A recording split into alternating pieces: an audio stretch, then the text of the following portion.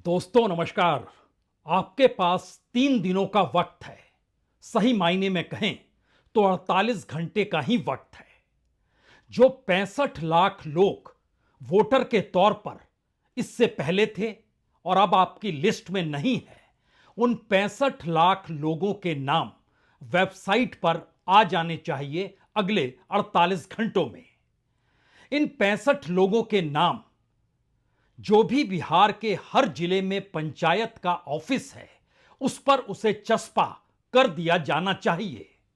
अगले 48 घंटों के भीतर बीएलओ का दफ्तर हो या कोई भी सरकारी बिल्डिंग जहां से इलेक्शन कमीशन काम कर रहा है, उसकी दीवारों पर यह नाम चस्पा हो जाने चाहिए।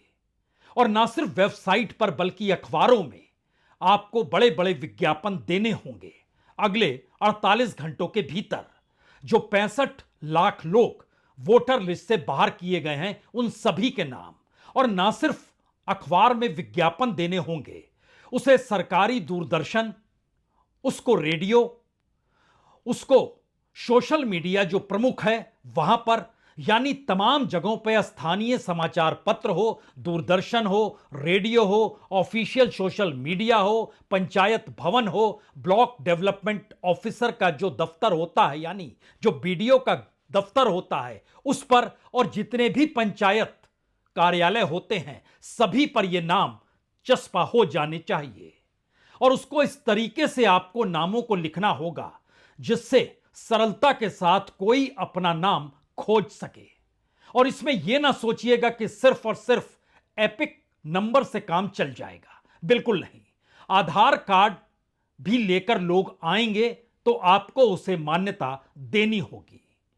यानी अगले 72 घंटे चुनाव आयोग के लिए खतरे की घंटी इस देश के सुप्रीम कोर्ट ने बजा दी है।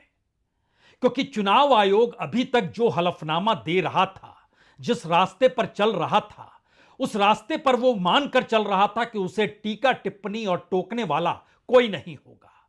उसने खुले तौर पर ऐलान किया था वो नहीं बताएगा उन 65 लाख लोगों के नाम, उसको कहीं भी सार्वजनिक नहीं करेगा।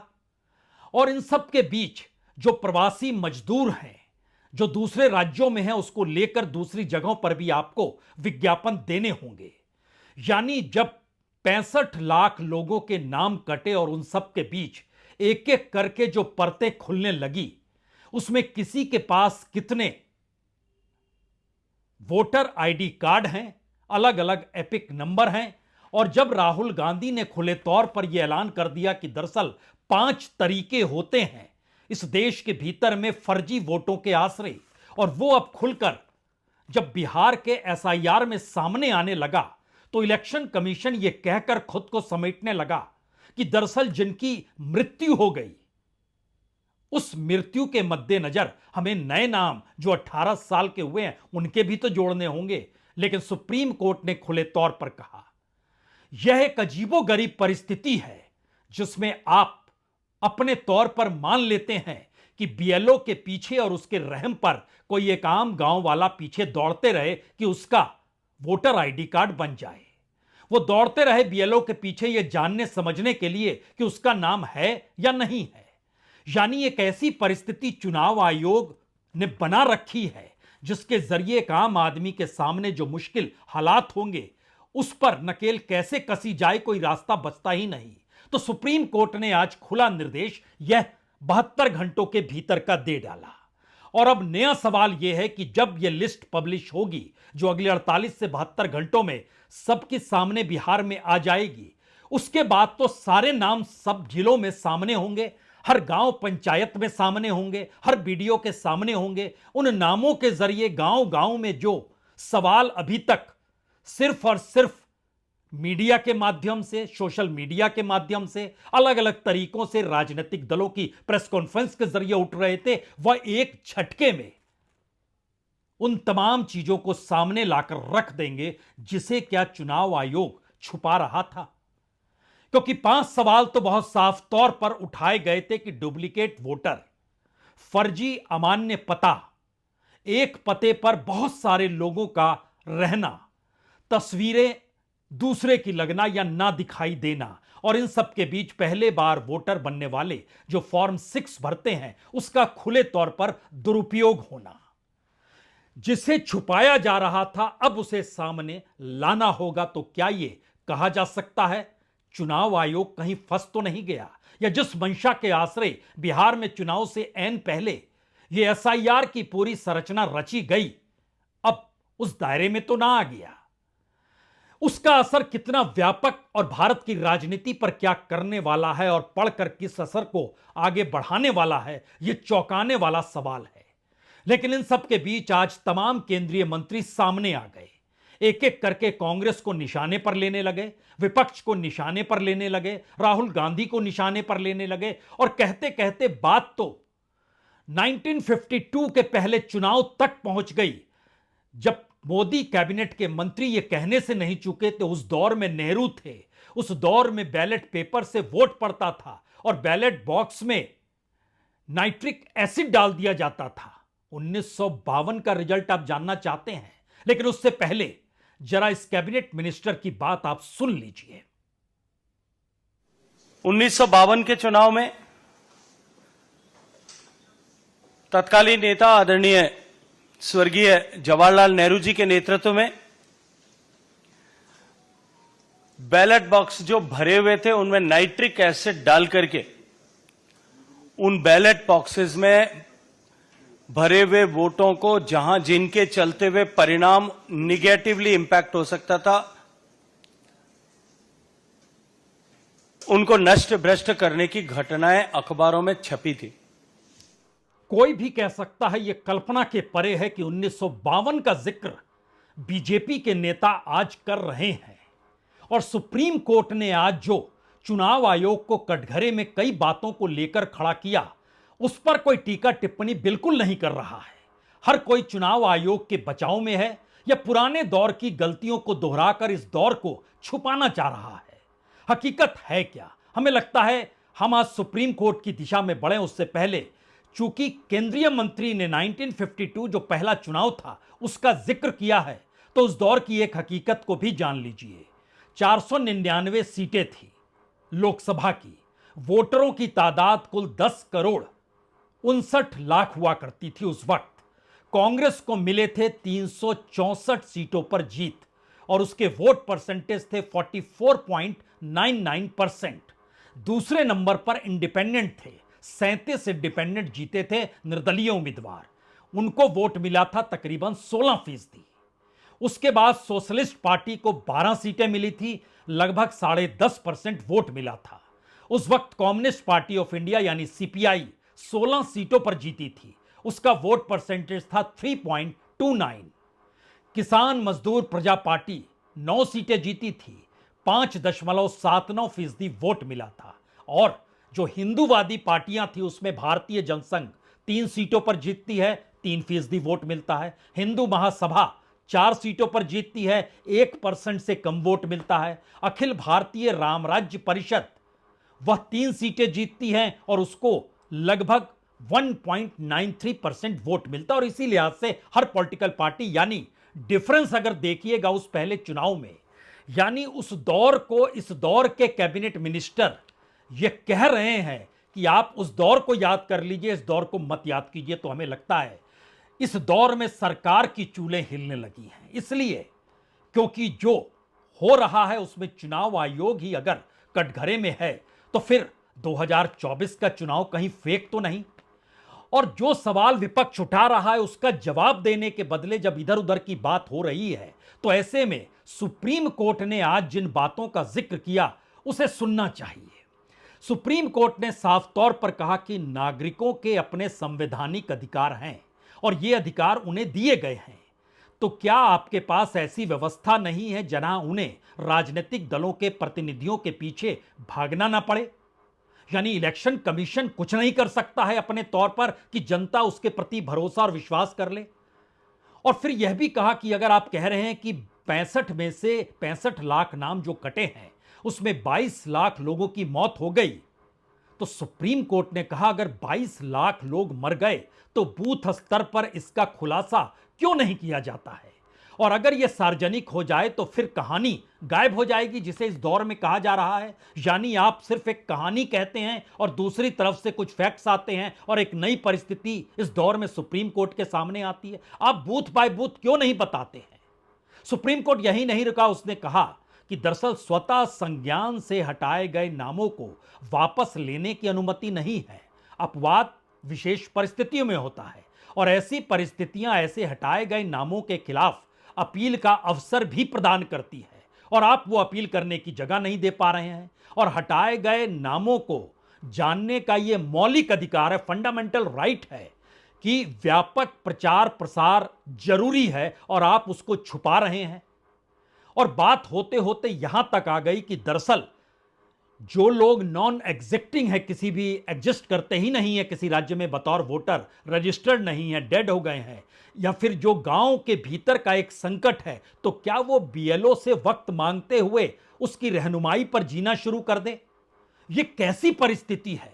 ये तमाम सवाल सुप्रीम कोर्ट में उठते उठते यहां तक आ गए कि चुनाव आयोग को कहना पड़ा कि आप हर जिले में हर जगह अब सब कुछ वेबसाइट पर डाल दीजिए, अब रुकिए मत। लेकिन इन सब से हटकर संसदीय मंत्री, वह भी मोदी कैबिनेट मिनिस्टर हैं, रिजिजू, जरा उनकी बात सुन लीजिए। सुप्रीम कोर्ट ने बहुत अच्छा निर्देश और बहुत अच्छा ऑब्जर्वेशन किया है, बहुत अच्छा निर्णय दिया है। और इसके बाद भी राहुल गांधी जी और उनके कुछ साथी हैं, वो इलेक्शन कमीशन को विश्वास नहीं करते हैं, सुप्रीम कोर्ट को नहीं मानते हैं ये लोग, और देश के संवैधानिक संस्थाएं को वो नहीं मानते हैं, तो इस देश का संविधान को ही नहीं मानते हैं। कांग्रेस के लोगों ने तो संविधान का धज्जियां कितने बार उड़ाए हैं, वो मानते ही नहीं संविधान को, लेकिन संविधान पकड़ के घूमते हैं। संविधान का किताब पकड़ने से क्या होगा? संविधान का कितना अपमान किया इन लोगों ने। असल में केंद्रीय मंत्रियों के जवाब और सुप्रीम कोर्ट ने सीधे जो चुनाव आयोग से कहा, और चुनाव आयोग जिस तर्ज पर सुप्रीम कोर्ट में बीच बचाव करते हुए नजर आया, उसका मैसेज बहुत साफ है कि जब 65 लाख लोगों के नाम जिले दर जिले, गांव दर गांव, पंचायत दर पंचायत और बीएलओ के दफ्तर और बीडीओ के दफ्तर पर चस्पा होंगे, तो उसके बाद मुश्किल परिस्थिति कहीं ना कहीं चुनाव आयोग के लिए सामने आने वाली है। और यह सब कुछ अगले 48 से 72 घंटों के भीतर होना है। और इसके बाद का अगला सवाल यह है कि 3 दिनों के बाद बिहार में राहुल गांधी और तेजस्वी यादव दोनों मिलकर अपनी यात्रा शुरू कर रहे हैं, जो 17 तारीख से शुरू होगी और 1 तारीख तक जाएगी। शायद उसको भी जहन में रखते हुए इलेक्शन कमीशन ने इसीलिए इस 48 और 72 घंटे का वक्त दिया है। लेकिन उसके बाद महत्वपूर्ण यह भी है कि सुप्रीम कोर्ट जो टिप्पणी आज कर रहा था, उसको निर्देश के तौर पर इलेक्शन कमीशन को समझा रहा था, उसमें बहुत साफ तौर पर यह कह रहा था, आप डरते क्यों हैं? हम राजनीतिक कार्यकर्ताओं की आलोचना नहीं कर रहे हैं, बेशक उनकी अपनी विचारधारा होगी, लेकिन सुप्रीम कोर्ट कह रहा है, हम तो यह कह रहे हैं कि सभी लोगों को स्वतंत्र रूप से इसकी जांच करने का अधिकार होना चाहिए। आप क्यों नहीं दे रहे हैं? और आधार कार्ड पहचान और निवास के लिए एक वैधानिक रूप से मान्यता प्राप्त दस्तावेज है, आप इससे क्यों घबरा रहे हैं? और अगर इन सब चीजों को कोई अगचस्पा करेंगे, उसके बाद कोई अपना आधार कार्ड अपनी पहचान के साथ लेकर आता है और किसी बीएलओ को कहता है, देखिए मैं यहां रहता हूं, मेरा ये नाम है, मेरा ये आधार कार्ड है, तो उसके आधार पर इलेक्शन कमीशन को मूव करना होगा। तो जब तक नाम नहीं दिया गया तब तक जो परिस्थिति सामने है, और कहीं ज्यादा महत्वपूर्ण यह हो गया कि इस दौर में बिहार से हटकर जब बेंगलोर सेंट्रल का डाटा राहुल गांधी ने सामने रखा, तो एक झटके में यह सवाल भी इस देश के भीतर बड़ा हो गया कि अगर गड़बड़ी पूरे की पूरी वोटर लिस्ट में है और उसी दायरे में 2024 के चुनाव हुए हैं, तो फिर 2024 के चुनाव को खारिज क्यों नहीं कर देते हैं?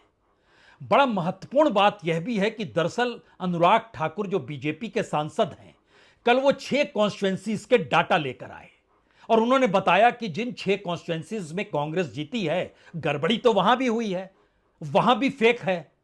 इस पर कांग्रेस ने कहा, यह आपने अच्छा कर दिया, इसको बतला दिया।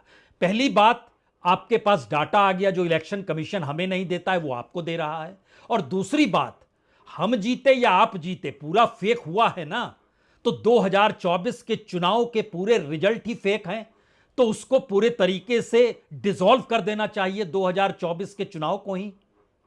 क्योंकि इन सब के बीच सुप्रीम कोर्ट एक संकेत यह भी दे रहा था कि जब आप वेबसाइट पर फिजिकली डिस्प्ले, बीएलओ के दफ्तर पर, आधार को दस्तावेज के तौर पर सब चीजों को मानेंगे, तो सवाल यह नहीं है कि आप जो सोचते हैं वो महत्वपूर्ण है। सवाल यह भी है कि जो अनीता देवी है उसको भी पता होना चाहिए कि जो वेबसाइट पर वो देख रही है उसके नाम कितनी जगहों पर है और उसका नाम कैसे मिलेगा। यानी सार्वजनिक नोटिस जो हो वो इतना सरल होना चाहिए कि गांव वाला इसको समझ सके। तो एक तरफ बिहार में एसआईआर और दूसरी तरफ इस देश में 2024 का पूरा फेक वोटर लिस्ट को लेकर चुनाव की पूरी प्रक्रिया। कांग्रेस के नेता पवन खेड़ा सामने आए, उन्होंने बोला डिसॉल्व कीजिए 2024 को अगर सब कुछ फेक है तो। रूलिंग पार्टी के एमपी एक्सपोज कर रहे हैं 6 लोकसभा क्षेत्रों में, घपला हुआ है वो कह रहे हैं। तो हम कह रहे हैं कि सब आपके पास तो सारे डेटा हैं, इलेक्ट्रॉनिक वोटर लिस्ट है, चलिए सब कुछ सार्वजनिक करिए, वाराणसी का भी सार्वजनिक करिए। जब सभी कुछ ऐसा हुआ है, रद्द करिए लोकसभा चुनाव, हिम्मत दिखाइए।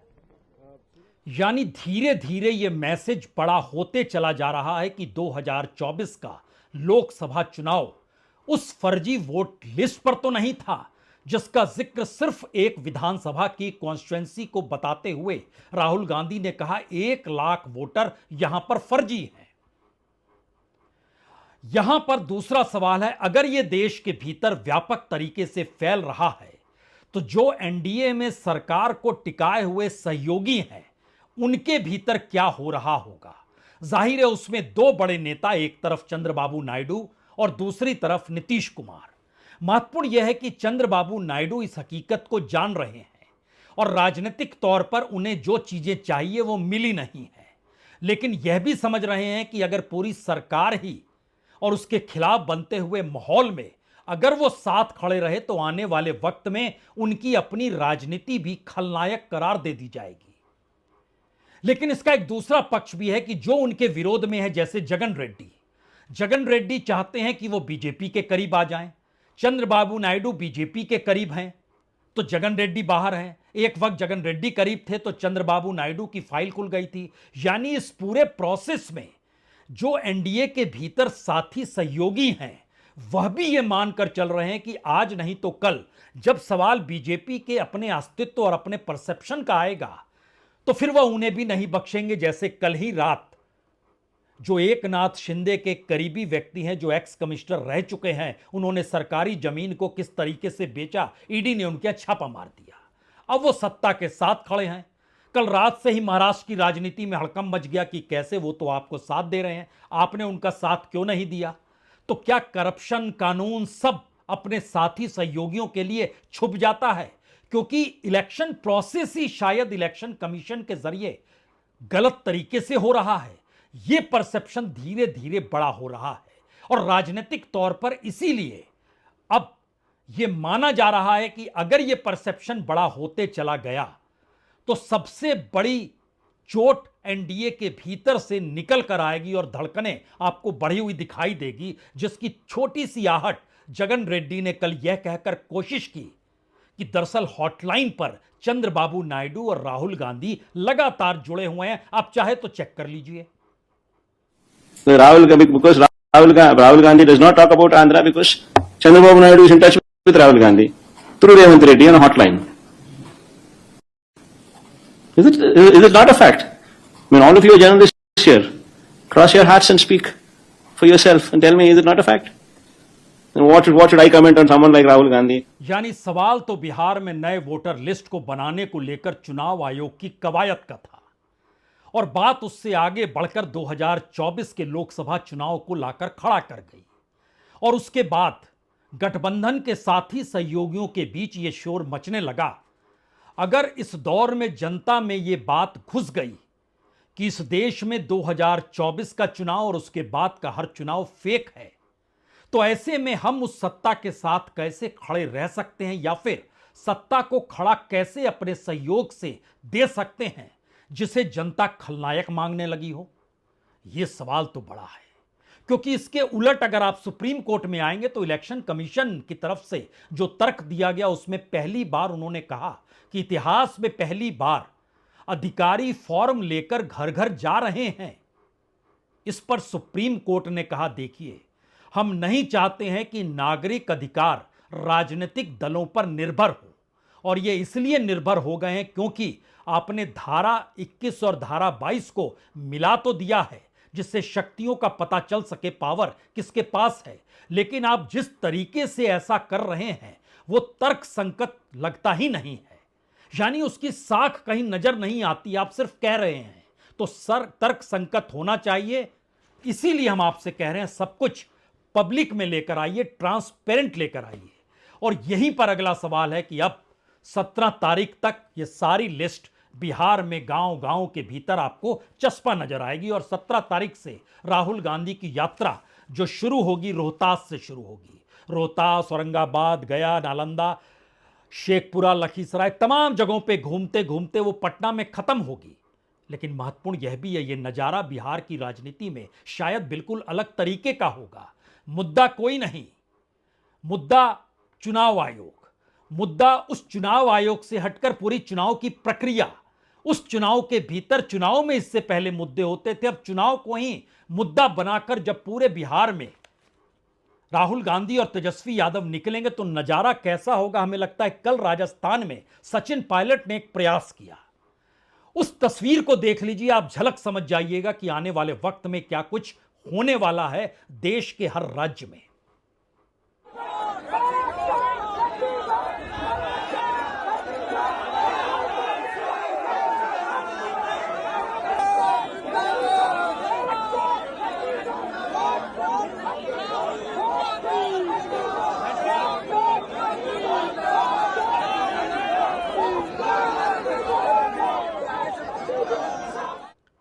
तो क्या चुनाव आयोग फंस गया है?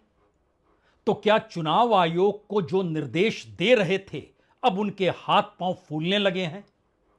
तो क्या बिहार के भीतर जब 65 लाख लोगों के नाम जो वोटर लिस्ट से हटाए गए, उसके बाद जो अब नई परिस्थिति आने वाले वक्त में अगले 72 घंटों में बनने वाली है, वो क्या चुनाव आयोग की रही सही साख को भी खत्म कर देगी?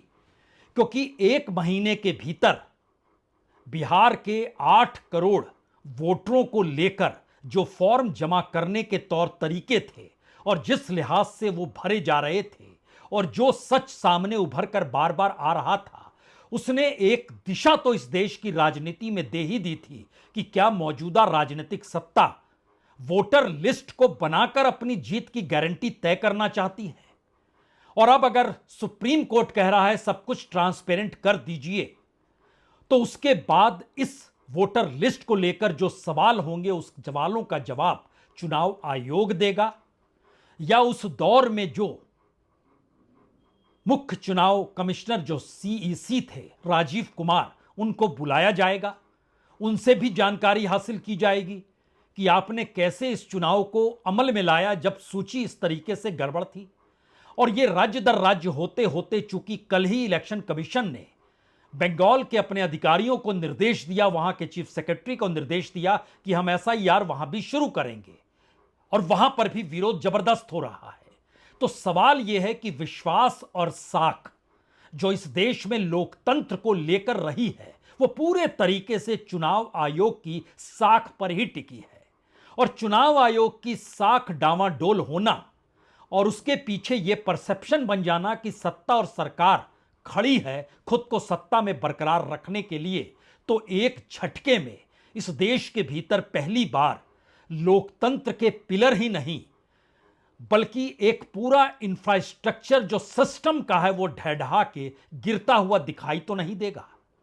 यह सवाल अब बड़ा हो चला है और शायद अगले 72 घंटे इस दिशा में हर किसी की नजर होगी, क्योंकि अगली सुनवाई अगले शुक्रवार यानी 22 तारीख को है। और उससे पहले की परिस्थितियां क्या क्या गुल खिलाएगी, शायद भारत की राजनीति में एक परिवर्तनगामी कदम, सुप्रीम कोर्ट के फैसले, चुनाव आयोग की पहल और सत्ता का सत्ता में बने रहने का मिशन, और इन सब के बीच विपक्ष और विपक्ष के नेता राहुल गांधी का तथ्यों को साथ लेकर चलते हुए इस देश की जनता को अवगत कराना। इस परिस्थिति को जरा परखने की कोशिश कीजिए। अगले 72 घंटे महत्वपूर्ण हैं, इंतजार कीजिए। बहुत बहुत शुक्रिया, बहुत बहुत शुक्रिया।